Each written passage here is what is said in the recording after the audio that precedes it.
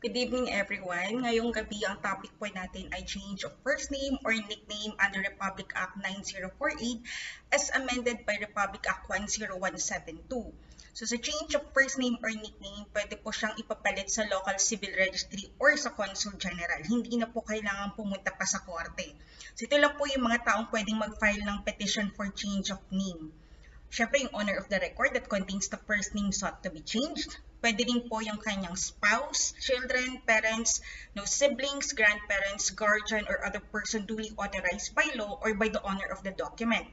If the owner of the record is a minor or someone physically or mentally incapacitated, the petition may be filed by his spouse or any of his children, parents, brothers, sisters, grandparents, guardians, or other persons duly authorized by law. As to the place where the petition can be filed, it may be filed po sa local civil registry where the birth record is registered. If the owner has already migrated to another place within the Philippines, making it impractical for him in terms of transportation expenses, time, and effort to appear in person before the local civil registrar where the record is kept, or if the owner has migrated abroad, then the verified petition must be filed with the local civil registrar of the place where the owner is presently residing here in the Philippines or before the nearest Philippine consulate if domiciled po abroad. Now, if the birth record was reported abroad, pero yung petitioner is presently residing here in the Philippines, the petition may be filed with the LCR of the place of residence following the procedures of migrant petition. So if you wish to file for a petition of change of first name or nickname, this process may only be availed of in any of the following cases. First, the petitioner finds that the first name or his first name or nickname is ridiculous, tainted with dishonor, or extremely difficult to write or pronounce. Second, yung most common na ground, the new first name or nickname has been habitually and continuously used by the petitioner and he has been publicly known by that first name or nickname in his community. Or third, the change will avoid confusion. So yung mga sinabi ko lang po ang pwedeng maging grounds po ng change of first name or nickname. Other than that, pwede pong i-deny ang petition ng LCR or Philippine Consulate. So kung isa po dyan yung grounds nyo, you could file one. The petition is in the form of an affidavit, subscribed and sworn to be for any person authorized by law to administer oaths. Na dapat nakalagay po sa affidavit na yun yung facts necessary to establish the merits of the petition. At dapat pinapakita rin po doon na si petitioner ay competent to testify now as to the matter stated therein. Siyempre nakalagay din doon yung change sought to be made. Now in this case, the change of first name or nickname, whichever is applicable. So, yung petition for change of first name or nickname shall be supported with the following documents. Una, a certified true machine copy of the certificate or the page of the registry book containing the entry or entries sought to be changed. Now, at least two public or private documents showing the correct entry or entries upon which the change shall be based. And syempre, other documents which the petitioner or the city or municipal civil registrar and the consul general may consider relevant and necessary po para sa approval ng petition. Dahil magkakaiba yung mga pinaparequire na supporting documents ng iba't ibang LCR, bibigyan ko kayo ng halimbawa para ma-idea kayo. Sa Quezon City Local Civil Registry, ito yung requirements nila and most likely same din po yung requirements na kukunin sa inyo ng ibang LCR.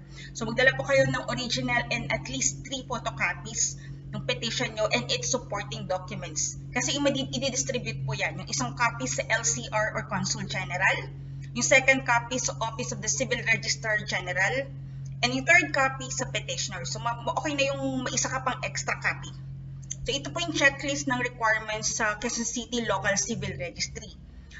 Una, kailangan po ng certified true copy or local copy ng birth certificate. Ito po yung birth certificate na galing sa LCR. Second, authenticated or latest na PSA copy ng birth certificate. Third, clearances from authorities. So kung employed po kayo, kailangan po nyo ng certification of employment with no pending case from your employer. O, paano pag hindi ka employed? Kailangan mo mag-execute ng affidavit of non-employment. Tapos kailangan din po ng current NBI clearance. Dapat po din yung purpose nakalagay doon for change of first name. Police clearance, current police clearance with 6 months validity. Dapat nakastate din po doon yung purpose which is change of first name. So ito po yung mga supporting documents upon which the change sought to be made shall be based. Baptismal certificate, school records, voters affidavit, SSS or GSIS records, syempre medical or business records, certificate of marriage, certificate of live birth, government issued or valid identification cards. So aside from the documents I earlier mentioned, other relevant documents may be required by the civil registrar. So pag kumpleto na po yung requirements natin, pwede na tayong pumunta sa local civil registry. Yung ibang LCR, hindi nila tinatanggap yung petition kapag hindi kumpleto yung supporting documents. So regarding po yung fees na babayaran, 3,000 pesos lang po yung filing fee. So kahit isang LCR kayo pumunta, 3,000 pesos po yan. Nasa batas po yan.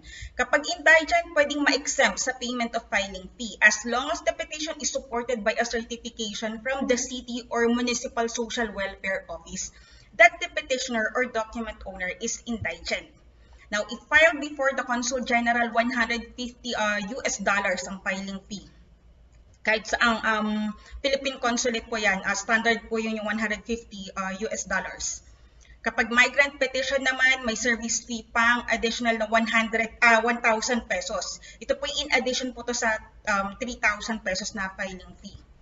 So may publication fee din po na kailangang bayaran. Sa Quezon City LCR, 2,000 pesos ang sinisingil nila. So magkakaiba po yung publication fee na sinisingil ng iba't ibang LCR. For a change of first name, it needs to be published at least once a week for 2 consecutive weeks in a newspaper of general circulation. So as proof of publication, kailangan pong i-attach ni petitioner yung sa kanyang clipping, yung clipping ng publication and an affidavit from the publisher of the newspaper where the publication was made. Sa QC-LCR, umaabot po ng 5,000 to 6,000 pesos. Lahat-lahat. 6,000 pesos kung migrant petition siya. 5,000 pesos pa kapag hindi. So most likely ganun din po yung range ng amount na kakailanganin pag sa ibang LCR po pupunta. So sa time frame naman umaabot ng 5 months sa QC-LCR. So most likely din sa ibang LCR, almost a year. So when the petitioner or document owner files a petition for correction of clerical error under Republic Act 9048, and simultaneously nag-file din po siya ng petition for correction of clerical error under Republic Act 10172 and same document is involved, ang babayaran lang po ni petitioner or document owner ay 3,000 pesos lang instead of 6,000 pesos. So all petitions for change of first name or nickname may be availed of once lang po.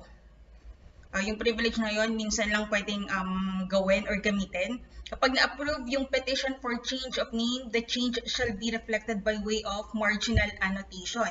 Kapag na-deny naman po yung petition for change of first name, pwede pa rin umapila sa Civil Registrar General within 10 working days lang.